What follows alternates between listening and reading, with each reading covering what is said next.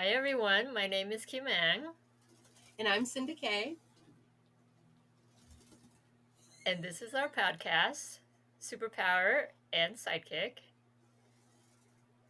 And hey, We are the Cinda, side. we have the same shirt on, same colored shirt on today. I know we both went with green. We must be feeling very earthy and tree-like. It's time. It's spring. Time to come back to nature. Yeah, that's very cool. We didn't plan this at all. When Kim's picture came on, I went, "Wait, I didn't even get the memo, but we did it." All Well, right, and so that's a great starting point. That's a synchronicity right there. there you go. That's right. Because without talking about it, we both put on sage olive type green. It's almost the same type of green, even. Mm-hmm. How funny. Back when we took So, classes, I don't know how often I would wear a color, and sure enough, that the person on stage would be wearing that color. It happened to me all the time, and I don't know, it happens to me a lot. I still, with my yoga group, I'll accidentally dress the same as my teacher. synchronicity. I like synchronicity. I like synchronicity too because that whenever we have synchronicity, it's a good indication that we have found that interdependence, that we are connected to source and moving within that realm. Yeah. All right. So, what should we talk about today, Cinda? Well, I kind of thought we started off with synchronicities right there, and how things can align even if we don't even try. In fact, generally, when we surrender is when things do align, and how often that we get our little grubby paws in there and mess it all up, rather than meaning there is no way that I personally can construct a synchronicity. I cannot plan for one. I cannot make one happen. I can only surrender, and whatever happens, what you know. One of my husband's not fun habits is he will decide this romantic or a lot of times he'll use a past experience that just went beautifully and try to recreate that exact same experience again. And every time he's done that, it's ended up being really bad and backfired in his face. Because you cannot plan for synchronicity. You cannot, you can have an idea and an intention, but you cannot plan for it. Yeah. Very true. So, how did you and Mike meet? We met at the Rainbow Gathering in 1999. Wow. I was literally searching for an energy healing, and I had met someone who did Reiki in it. And whenever she talked to me about it, I felt the energy, but it went like right here, and I went, "That's not what I've been feeling." And I'd felt whatever this feeling was since I was teeny tiny, and I'd realized I need to seek whatever this out. And when I talked to my Mm. friend that did Reiki, I went, "Okay, it's similar, but it's not exact." I mean, I could tell that I was on the right track. I could feel the resonance, but it wasn't quite it. And a friend of mine had asked me to go to the Rainbow Gathering, and I went home and I looked it up on the internet and realized that there were spiritual teachers, and it was kind of a spiritually based hippie gathering, 20,000 hippies in a national forest to pray for peace for July 4th. And I went Mm. there specifically looking for that, for someone to teach me how to use this energy that I'd felt since I was a small child. I don't know if I knew the word energy yet, but I did know it was a spiritual healing. And Mm. I drove 1,500 miles from Ruidoso, New Mexico to Ridgeway, Pennsylvania. That's where it was held in 1999. But about 3 months prior to that, I had a vision, and I had wrote it down, and it was an arch and a ferry boat and barges and a river. And I thought, because I had not got out much and I didn't know my geography, I really thought it was St. Paul, Minnesota, and the Twin Mm. Cities. And I don't know why Mm-hmm. I thought that. I was close. I had that saint, right? So, I had all these little Mm-hmm. pieces, but I didn't quite have all of it yet.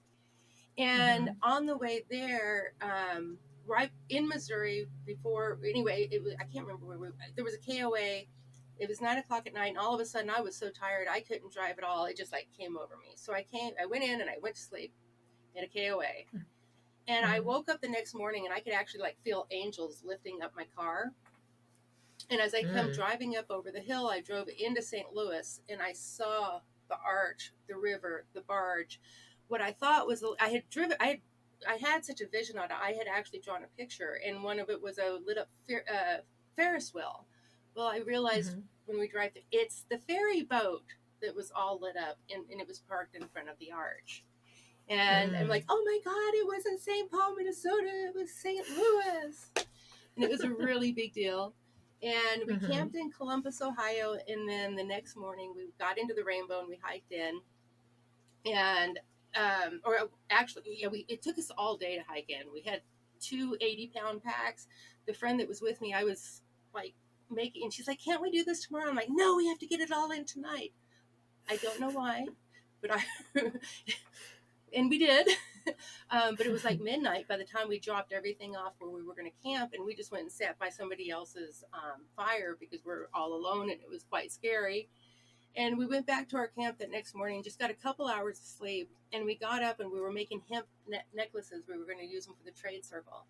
And all of a sudden, out of the blue, and I felt it. It was really strong, and I just got up and I started walking down the trail. The friend thought I had just left her at Rainbow.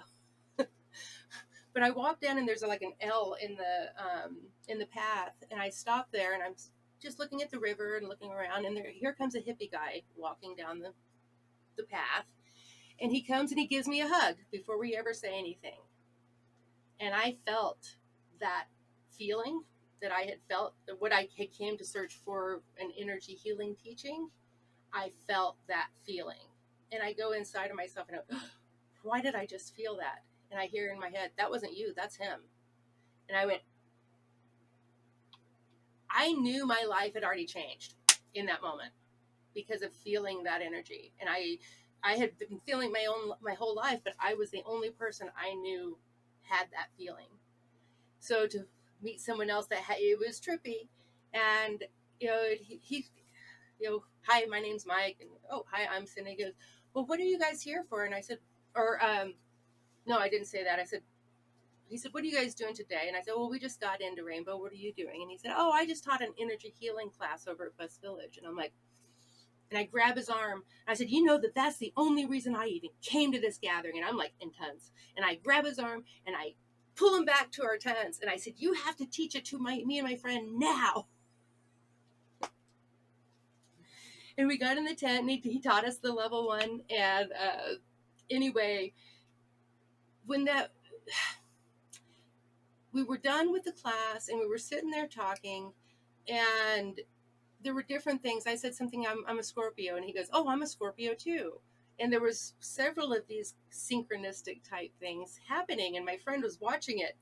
And then, he said, well, where are you guys from? And we said, we're from New Mexico. And he goes, oh, I went through to the Arizona gathering, so I came through New Mexico. And I said, well, Mike, where are you from? St. Louis, Missouri. And my chin hit the floor. Like, whoa, wait a minute, that's where I had a vision, and this guy is from there. What's going on here? And at this point, my friend goes, oh, I've always heard about Twinflames. It's the first time I've ever seen a set. I almost slapped her because I thought it was just new age, and don't even throw that thing on me. It was actually 16 years before I conceded she was right. But that's a longer story. But and we have all kinds of indications, because my birthday is 10/26/1968, all even. His is 11/17/67, all odd. We are both life number 33s. We are both Scorpios. I'm on the Libra side. He's on the Sagittarius side. But we have all kinds of synchronicities. Our grandmas were born 3 weeks apart, and they died 3 weeks to the day apart. Wow. Weird synchronicities throughout our relationship. And so that night, Mike and I were meditating on a rock. And as we're meditating, I see his face just starts changing and changing and changing. And in my own head, I was hearing, I want to see your true face. I want to see your true face. I want to, and I realized that was like a mantra in my head. And his face changes thousands of times, different colors, different genders, hundreds and thousands of lives I was seeing. And at one point, I hear, look to the point that never changes. And there was just this light from here that never changed through the picture changing. And I knew that that was his true face. I didn't understand it at the time, but we had meditated and reached such a high frequency that I had tapped into those Akashic records, and I could see every lifetime that we had lived together on his face. And he was seeing mine at the same time. Oh, he was. Wow. And that was the first Ooh. that was the first night I met him. And Oof. he hikes, we get stuck in a big huge rainstorm underneath a little thin piece of plastic, and it was just a weird night. And he walks me back to my camp and leaves me there, and we were supposed to get together the next day for level 2 of the classes, right? And my friend and I had waited on camp for him and waited and waited. I'm like, I don't even know if I'll ever recognize this dude again. I mean, you know how it is when you meet someone. I don't even know if I'll recognize him if I see him again at this point. And I was thinking that, and I was like, okay, we waited forever, and we're going to miss our whole experience if we just keep waiting on this guy. And we decided we weren't going to wait anymore. We were going to go back on the trail. But I went ahead and grabbed my notebook for the class in case we ran into him. So something kind of told me, we're going to see him again. And we were just going on the trail, and we were having a beautiful time. And at one point, I was walking down this I was on the top of a hill before I went walk down. And I was looking down, and all of a sudden, I felt an energy like hit my chest. And so I look up, and there's a dip, and on the other side of the hill, Mike's standing there. And I look over, and there's the rock that we had meditated on and seen all the faces right beside me. It was like, whoa, okay. I just saw him again. And that's how I met Michael, my husband. Oh, wow. That is quite a story. And I had a Gave me hippie follow me chills. home. The hippie followed me home from Rainbow. And he's still following me around. Such a. Oh my gosh. But the thing Wow. is, I was married when I met him, and I did get divorced because of meeting him. I'll be completely honest and upfront about that.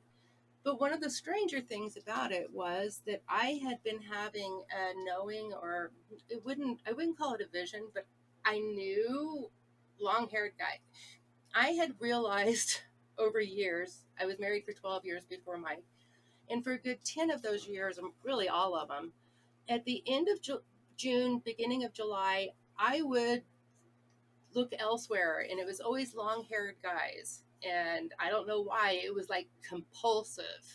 And I would notice I would get that wandering eye, and I try to be a good person. You definitely don't want to do that in a relationship. But I realized that over time I saw that it was a pattern, and that it would happen at the end of June, beginning of July every year. And I started seeing a pattern, and I had other little knowings that it was I thought it was a long-haired hippie or rocker guy, long-haired rocker guy, and some different things like this. But I realized after the fact I had been having spiritual indications of Mike for 16 years prior to meeting him. That it was so much so that on my 10th wedding anniversary of the prior marriage, that I had actually confessed to my then husband of, I don't know why that I'm wanting to go out on you every single end of June. I don't, and I confessed it to him because it was actually bothering me, and it's not something I meant to do. So when I met him June 27th, 1999, long-haired hippie dude, rocker wannabe, that's why visions aren't great. We don't get to see it all. We only get teeny tiny snapshot, and we usually add details that may not be true. But for the most part, it was absolutely correct what I had been feeling all those years. And I had also drawn that picture of St. Louis, and it was laying on my computer desk at home. So when it did come up, and I did face my then husband and say, I'm leaving you for another man, there was a part of him that's even like, we can talk about it today, 25 years later, because everyone's healed. He's happy in another relationship. We're all good. But he can sit with me and goes, Cinda, you knew, you had indications and you told me. And so there was a part of him that knew that what had happened was spiritual and part of my path, because it was definitely not done intentional. It wasn't done in that aspect. I didn't actually know this person. I had never met this person. There were people that thought that I had met him online and I went to meet him, and no, that did not happen. It was complete coincidence, synchronicity, that I did meet him, and that I had a vision of St. Louis, that I'd drawn it all out, that I had the time of the year right. I had what he was going to look like right. We're 11 months apart. There's some freaky little details in there. Yeah. Oh my gosh. That just gives me chills all over just listening to that.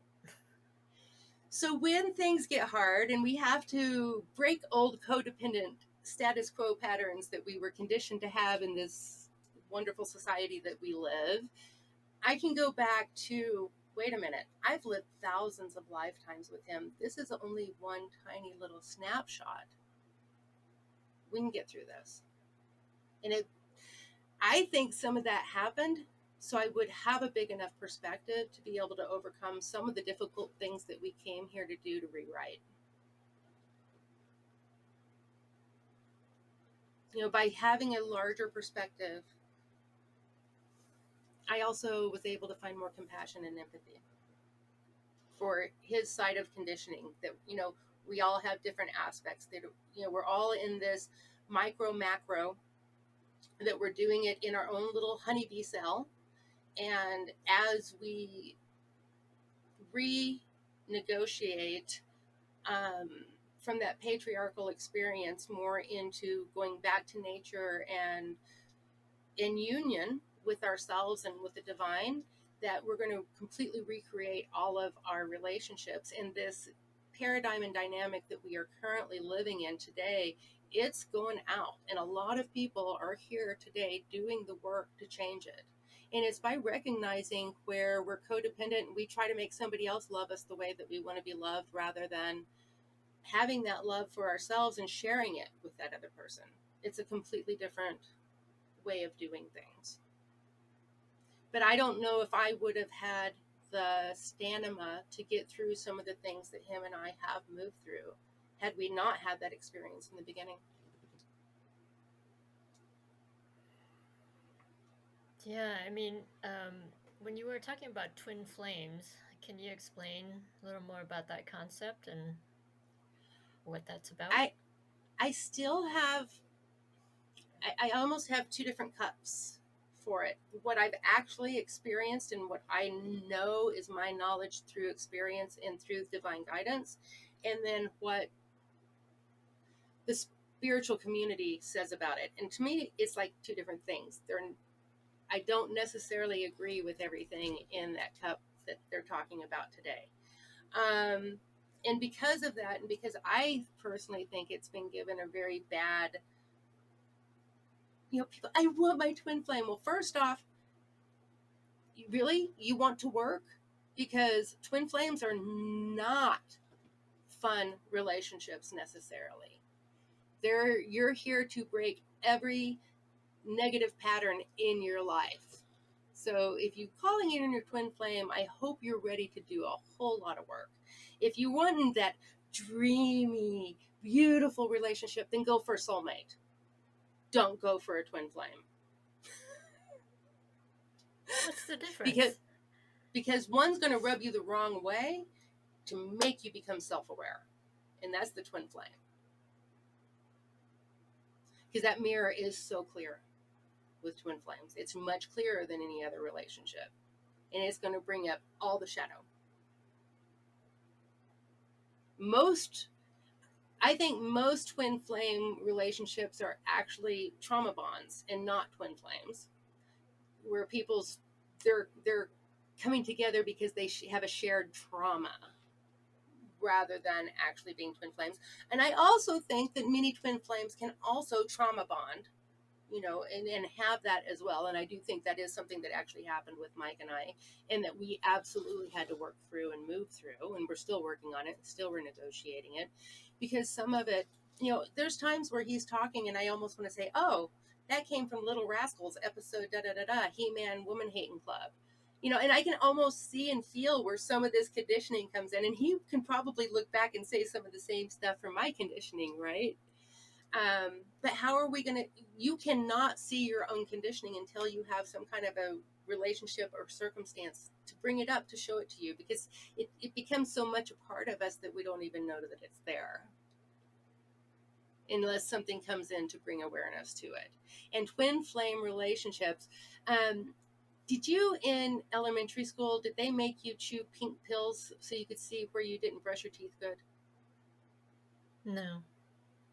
They did that for us in elementary school, and it was a good learning technique to learn, where you had missed and there was still plaque on your teeth, because it would leave them bright pink and you could see it and get it with your toothbrush.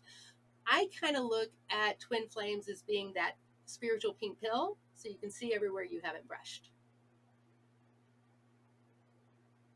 But because relationships have been out of balance in societies today, I mean, there's very few women that are fully happy with their. There's a lot of people are talking, wanting to hold on to the patriarchal, because that is where they're comfortable, and they want to be home watching their children and taking care of their husbands. And there's nothing wrong with that. I do not see anything wrong with being a nurturer or a mother and a wife. I'm not speaking of that, but not everybody wants to play that role. And I definitely think, everybody needs to have choice, but it goes so far beyond that, because even the men, right now, the power is in the patriarchy, but has hurt our men too. Our men are not connected to their emotions. They don't cry, so that means that all that they go through is contained in their body, because there's no way to release it. And just everything is so out of balance. And I do believe that a lot of twin flames are coming together today to help work all of that back out into harmonious relationship. And I see it. I've met others that I am absolutely sure are here to do that work as well. And it took me 16 years to actually, at first I thought it was just complete hokey pokey, but there have been enough synchronicities and just so many things that I definitely believe that our souls agreed to come down here and do this work, and to become completely conditioned and then work through that conditioning, because whenever we do, we automatically upload it back into that akasha, back into mass consciousness. So we're not just doing it for ourselves. Right now in the world that we're working on, and anyone that has chosen the path, that spiritual path, that's basically what we're working on, is by healing within ourselves, it is uploading it into the whole. I don't know if you've ever heard of the hundredth monkey theory, but they were it's a little bit of a urban legend, but I believe there's some truth to it, that they were researching monkeys on a Japanese uninhabited island, except for the monkeys, and they were dropping sweet potatoes on the beach for them. And one of the young monkeys started taking her sweet potato to the river, the fresh water, and washing it, because she didn't like to chew the sand. And at first, the whole group, the tribe of monkeys, just completely ostracized her and made fun of her. But then another little monkey joined her, and then another little monkey joined her, and then another, and then some of the moms started going with all the juveniles, and then finally the old men started joining. And the story was that when the 100th monkey took his sweet potato down to the river to wash it in the fresh water, that the island next to them, the monkeys started washing their sweet potatoes, even though there had never been any communication between the two tribes, the two islands. So just through, because enough got it, that it went to the mass consciousness, and then everybody had that information.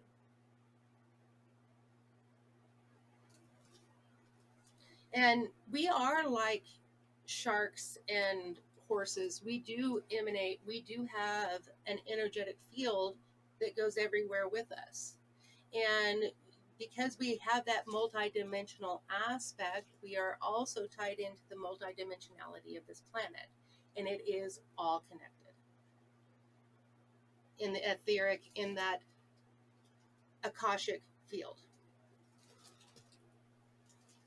So you said there's a difference between twin flames and soulmates. So how is how is Well, uh, soulmates are how is the usually pretty. soulmates? Soulmates are generally those really easy relationships that you just fall into, and they feel good, and you feel at home, and there's not a lot of work to be done in them, and they're not bad. I mean, absolutely, but you feel at home. You feel in that same soul family. You're a soulmate, and you can have soulmate friends. It doesn't have to be soulmate intimate relationships.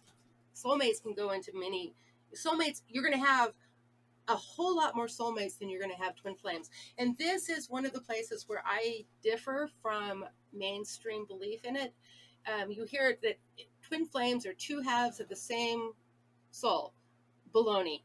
We are whole. Every one of us is a whole individual, and that man is not going to make me whole, and I am not going to make that, or that woman, or anyone, another person is not going to make me whole, and I am not going to make them whole. I want that completely wiped off the face of the planet. That's codependency in a nutshell. No, you have to be a whole individual, and the way to be a whole individual is to accept your shadow side, because otherwise you're half and denying the other half of yourself.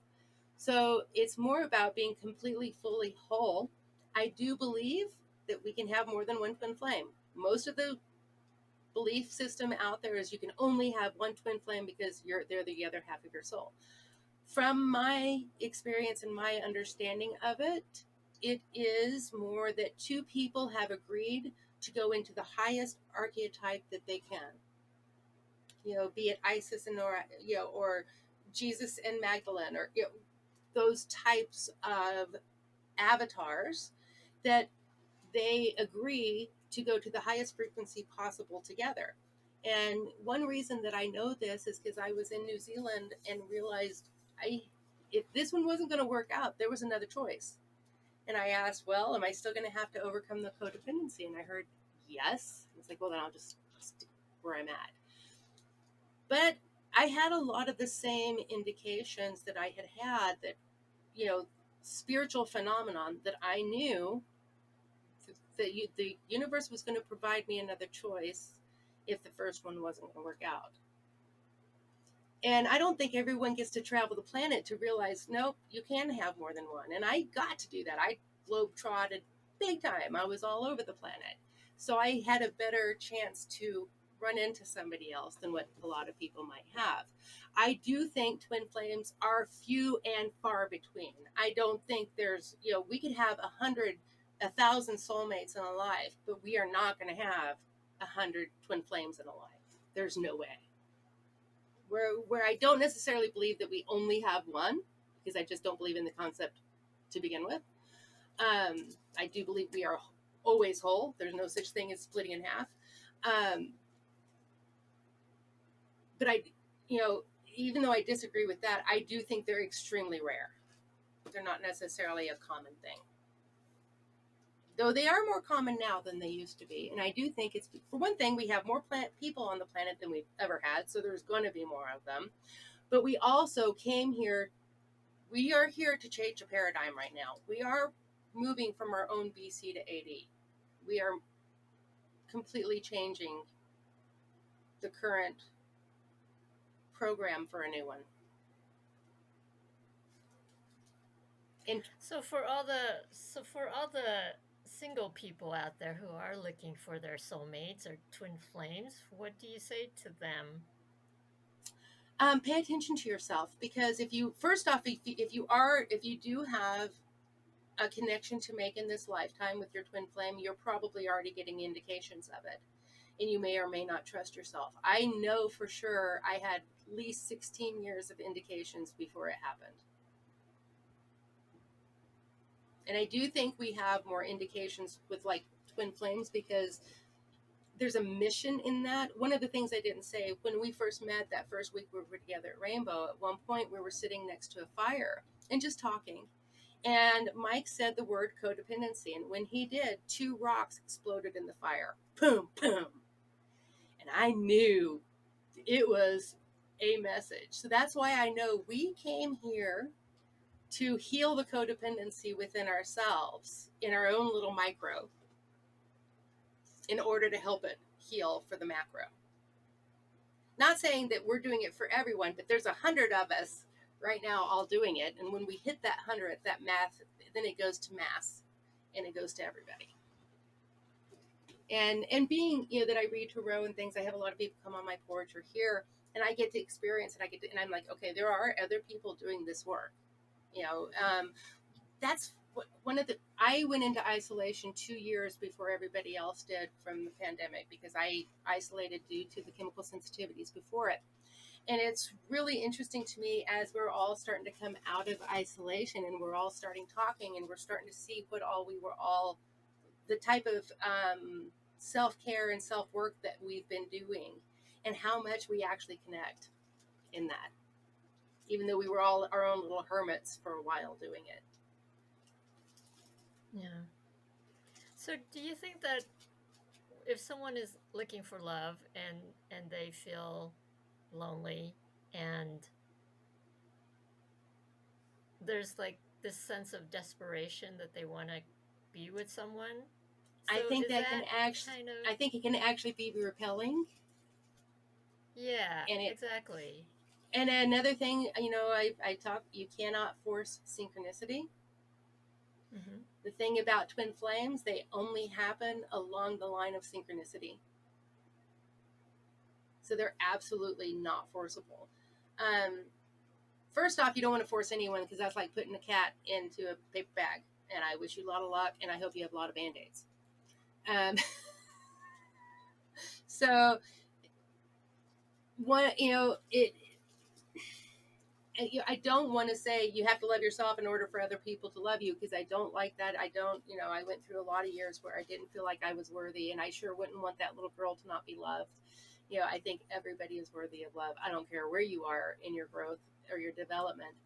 But when you do know how to emanate love, you have a lot better chance of attracting it. Right. Yeah, exactly what we were talking about before is that like attracts like. Like, right? It's kinetic energy. And, a battery, the two like sides go together. The unlike side can't go to it. It'll completely repel and shoot it across the room. So, and you can't make someone into your twin flame. It doesn't work that way. Oh, I like that one. That one's cute. I want to make him that. Or I want to make her that. No, that's not how that works. And it's also that person has their free will. Right. Did you ever finish that documentary on twin flames on Netflix? I guess I already had, because it's all been watched. So I guess I did finish it. I just didn't think I had. It was appalling, honestly. It was It almost really was. comedic appalling. Yes, yes. I remember you telling me about it, and then I watched it, and like 15 minutes into it, I'm just like, oh my God, this is such a scam. But did you see how many followers that they have? And I don't want to insult anybody Yeah. that may have followed them, because we've all fallen into something. So there's no insult to that. I don't mean that. To me, it's more, look how desperate people are for that spiritual connection, and to be able to find that love that goes beyond all this earthly crap. And I don't think the earth is crap, by the way, but I absolutely love it, especially if you're out in nature. I think the earth is actually beautiful and lovely. But you know what I'm saying on that. Yes. Yeah, it was such a interesting show, because they were saying how like the one lady who was who got like a restraining order from her twin flame, and they kept telling her, oh, this person is your twin flame, you need to just disregard the court order. I'm just like, what? Well, first off, everybody has right to consent. Mm-hmm. Always. Coercion is not consent. And one thing about almost every cult dynamic, there's so much coercion, it's not even funny, and manipulation. And that show really highlights it. I mean, it almost makes it where it's laughable, But in the moment when it's going on, it's not laughable. They're talking to someone who is truly seeking spiritual connection and love. And they use that against them to manipulate them. That's how cults work. And that's one reason why I'm wanting to do what we're doing today. When you put the information out there freely and available to people, they don't become so prone to be victims to people who are trying to use it to manipulate. But there was some pretty twisted stuff in all of that, in all honesty. And that's one reason, I am leery to even talk about the twin flame dynamic, because there is so much toxicity around it now. And there even when I met Mike in 1999, I had kind of a bad flavor of it because of the way that people presented it. I don't want to be anybody's other half. I'm going to tell you that right now. I don't care. That does not appeal to me ever. I want to be whole. If I'm half and they're half, I'm not healing that codependency at all. Yeah, I'm glad you said that, because I've always hated that concept of, oh, where's your other half? Or, or when they say, oh, my better half said this or something like that. And I'm like, why do you say that? You're a whole person. You're not half a person. So that always struck me the wrong way, I've gotten in trouble many times for things Mike has done, and they brought it to me because I'm a more approachable person sometimes for that than he is. And I've had to really set some people straight. We are two different individuals, and I do not have control over that man. You need to take it to him. For instance, the way that people treat couples and a wife, I am not really down with, in all honesty. And I'm not talking about it in necessarily women's lib kind of way. I'm just talking about in a matter of respect. Yeah. Right. Right. If you have an issue with that person, take it up with that person rather than their partner. Don't bring it to me. I am. Look at me. I am not them. We are two different people. Just because we share a house, it doesn't make us the same person. Right. And I would like to do away with that. I think no matter what, we all have to have autonomy and our own bodily autonomy, to first and foremost, before we can be in any kind of a harmonious, healthy relationship.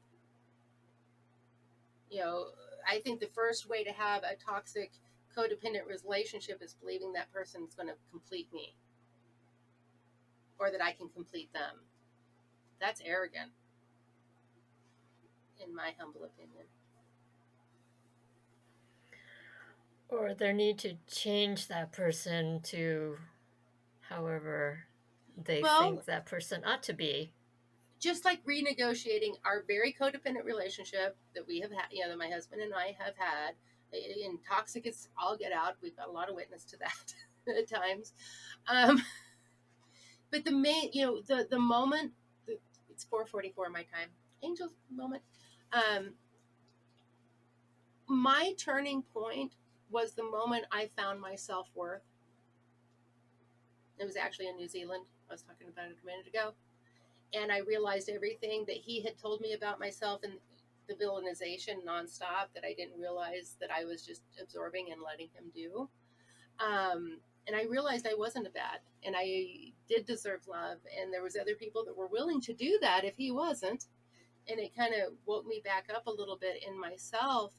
But that wasn't necessarily how I found my self-worth. What I was actually doing is I was meditating every day in a dark room, and finally one day I saw the light come out from me, and I really understood that I really am a divine light being. That's what was my turning point. And when I started finding my self-worth, and when I started treating myself like I had self-worth, I quit putting up with disrespect. And that's also whenever I figured out I was disassociated and allowing myself to be really abused and treated in very negative ways, rather than standing up and doing something about it. And it was never him I've had to change. Not once. I had to change me from the inside out, to not put up with it anymore, and to not accept that kind of behavior. And when I started making boundaries, some people were like, no, I can't live by your boundary. They're out. Mike said, I love you. I'm willing to listen to you. and okay, let's sit down and renegotiate. Now, if he hadn't have done that, I was going to have to do something or end something, because that kind of, once I found my self-worth, there was no way that treatment was actually going to continue. There was no way. I wasn't going to live in it. I could not have lived in it physically. I would not have physically. Once my self-worth was intact and I was no longer disassociated from my emotions and feelings, one way or another, things are going to change. Hmm. Well, that's really powerful. Good advice. It was a hard one.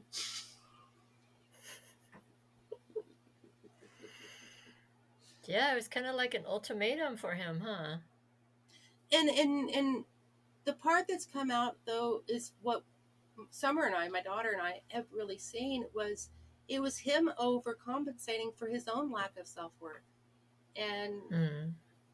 you know, the dynamic has not been kind to males or females. You know, Mm-hmm.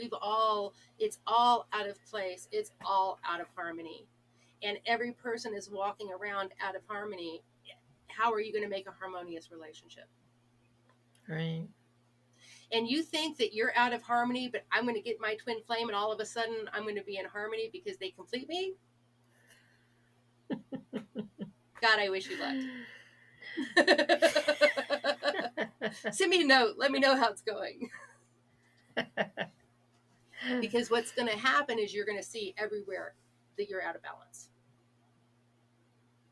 Mm. But that comes with self awareness, though, right? You have to recognize that in yourself. And it's true in all relationships. Sometimes we don't know our own behavior until we see the look on someone's face and go, oh my God, I hurt somebody.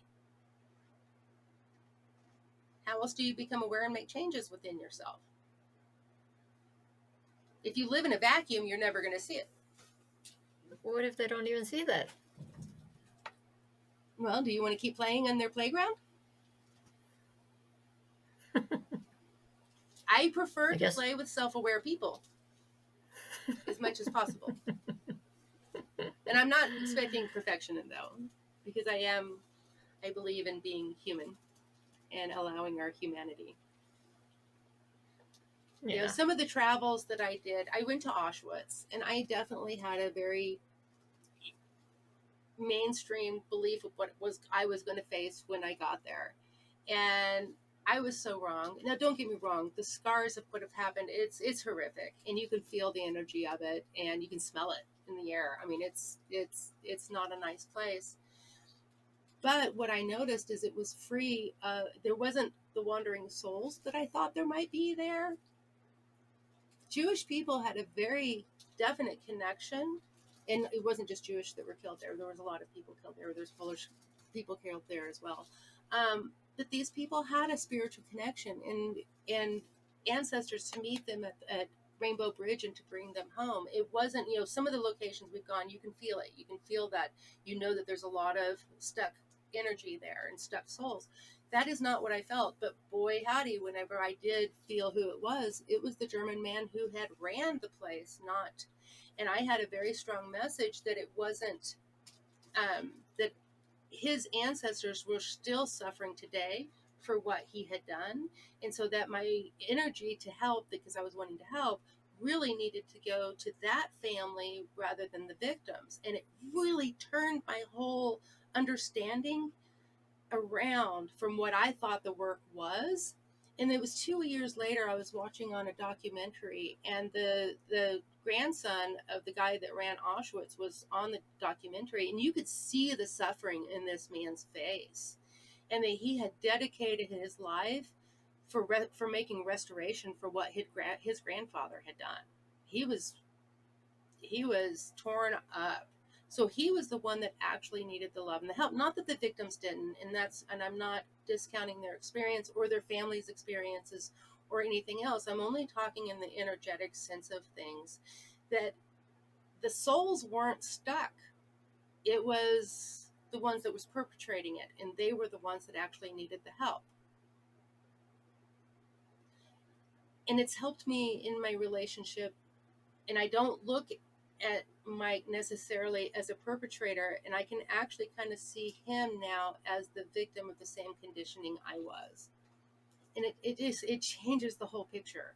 And it's not so much, oh, tit for tat, and he did this and I did this, and it's not like that. It's like, no, we were both victims of our conditioning, and we did things that we aren't proud of to each other. Hmm. Yeah, that's a interesting and insightful perspective because we often like to blame the other person, right, rather than taking, Villainize and responsibilities. project a Yeah. false narrative on people, and we do it. I'm sure we've all Hmm. done it, including myself. Hmm. And it Right. takes a lot of awareness to not project your own responsibility onto the other person. You know, my victim mentality did allow for poor treatment for a long time, and that's on me. And I see it now. That didn't make it right. You know, we shouldn't be jerks. Period.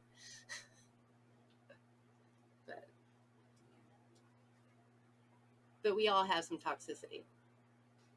Yeah, so how does someone get over that? I mean, I guess it goes back to what we've all been talking about is to be connected, to always stay connected so that we're grounded and You find a way to we're connect to your in. divine source, whatever that might be, Hmm. and you practice it diligently because it's frequency related. Either you're swimming with the sharks or you're pulling yourself up and out of it. And it takes effort. I don't think it's just something that magically. There's effort and there's surrender, and both are needed simultaneously. Yeah, yeah, that makes sense. Effort and letting go. Accepting and letting go. Yeah, accepting and letting go. And the more that we work to have a higher frequency by doing high energy, connecting to nature, meditation, mantra, mudra, whatever it is to raise your frequency, the more that you do that, the more it's easier to be in that state. if if you're just doing all the bad habits and drinking every night and smoking a pack of cigarettes and chasing the girl that doesn't want to have anything to do with you, just using an example, but in doing these kind of things that aren't going to benefit you, but you want to be happy and live a high vibrational life, it's not going to happen. Yeah, but some of that is addiction too, right? That people have certain addictions and it's really not their fault. Well, But and a lot of it goes back to that conditioning and that pain, and pain yeah. that we stuff rather than, and we I think disassociation is actually one of the first keys to becoming addicted. You know, at least how it happened for me. Um, you know, and that's why we practice. I practice yoga so that way I can be embodied, and that way I notice what I'm feeling, and I'm allow my emotions now. I don't judge my emotions. I don't say anger, you're bad, sadness, you're bad, run away. Don't come around me, disappointment. I don't say that. I just say this is information, and this is information that my spirit is feeding my body so that way I can have a better understanding of my circumstance. And so the more that we can come into a witness place and just realize, hey, this is information in order for you to make better, more beneficial choices for yourself.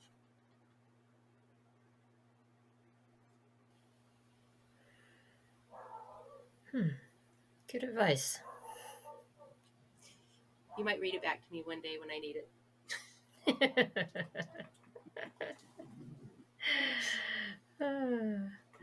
But it is like riding the bike. The more that you do it, the easier it is the next time, and the easier it is the next time, and the easier it is the next time. Yeah, and I noticed that since we started this podcast, I have been doing that more so that I try to stay more connected but sometimes, like if you get like a gut feeling and then you don't follow it, then that's not good either. So, Well, then ask yourself, why didn't you? Was it because you were fearful, or, break it down, take it mm, apart, dissect it, so that way it doesn't have to happen again the next time. mm, I know one time I was getting on a flight and I'd already been like 28 miles in the or 28 hours in the air. It was something ridiculous, and I was just in Denver by this time, and I wanted home. And United was saying, we need volunteers to bump the flight. Do we have any volunteers? I'm like, no, I'm tired. I've been traveling 30 hours. I'm going home. And I get on the plane. I'm like, oh, wait, I was supposed to do that. And as soon as I do that, someone yells, we're still looking for volunteers. And my hand just went. I think I had two full tickets, domestic tickets. I got bumped twice, and I was able to get two tickets before I actually made it home. oh wow.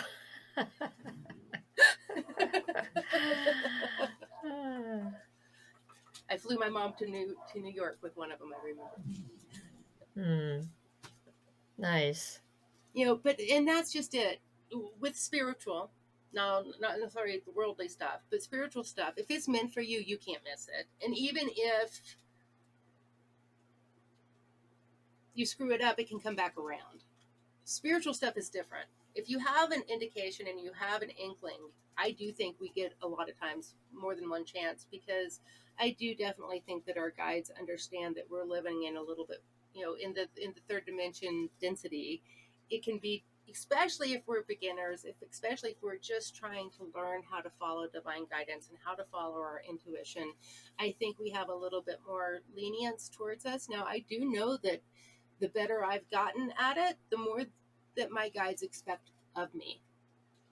And the more that things do work out and I do get taken care of and I do see that I'm spiritually supported, that there is a little bit of a higher accountability at that point. How so?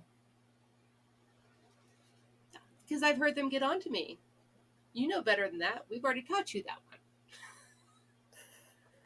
It has Mm. happened. Absolutely, it has happened.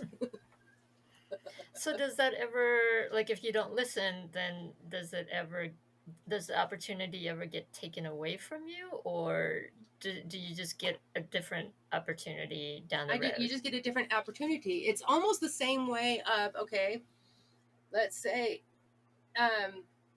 I don't want to deal with the codependency anymore with Mike, and so I go to the next partner. Guess what? All of those aspects are still going to come up in him because I still got to learn it.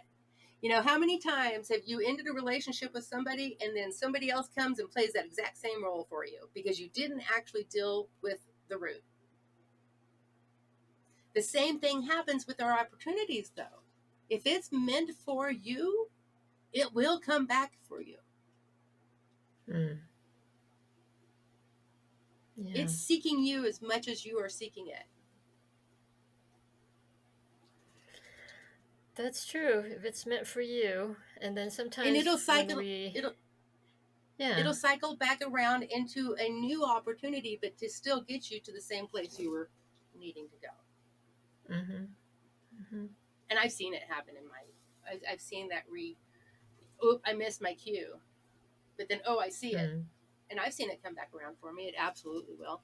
It's just like if you don't get a lesson, it's going to come back around for you too. mm.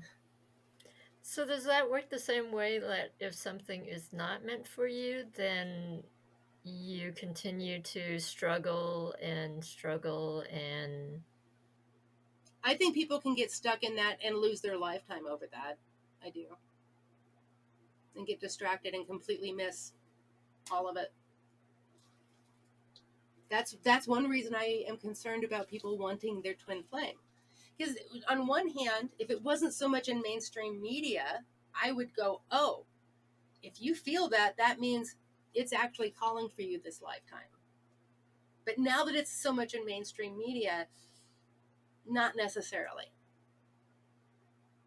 You know what I'm saying? And no matter what, the thing is, we intuitively we do get clues to follow to find that twin flame if we're supposed to follow it in this lifetime. Absolutely.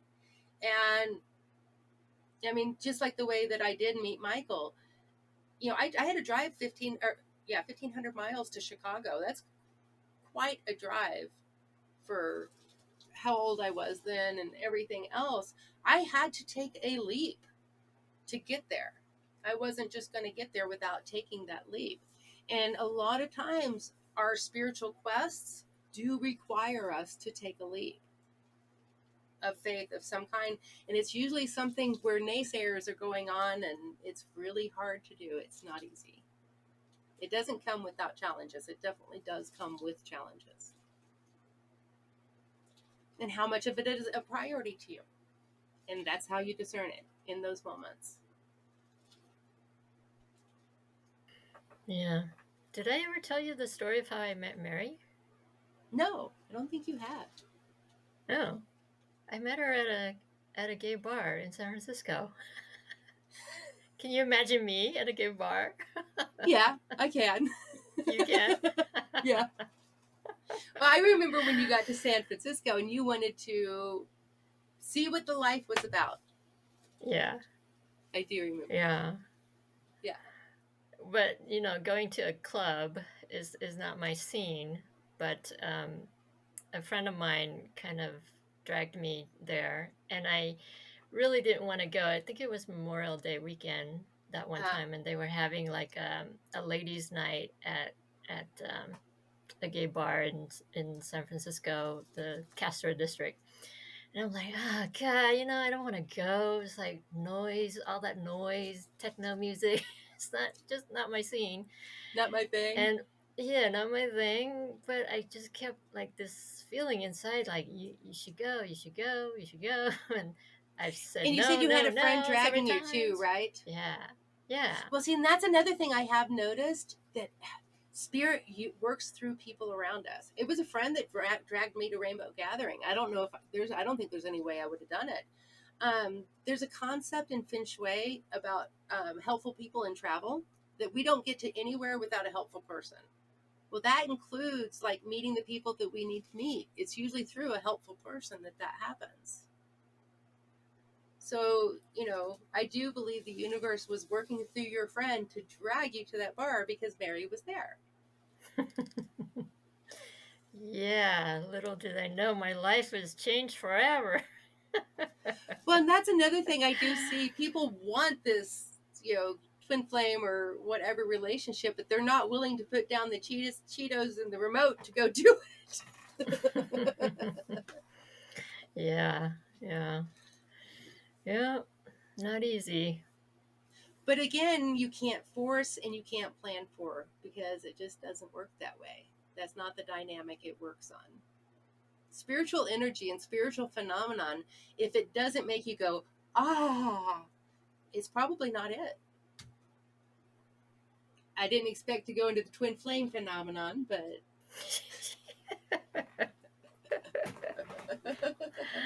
well, I kind of leads from meeting Mike to that, so. yeah. I figured you were leading it that way. See how you are. Yeah. Well, this is fun. Thank you for joining us. If fun. you guys have any questions, please be sure and personal message them to me. I'm happy to hear them and bring them to the conversation. Yes, thank you for listening, and thank you for joining us, and see you on the next podcast. Bye. Bye.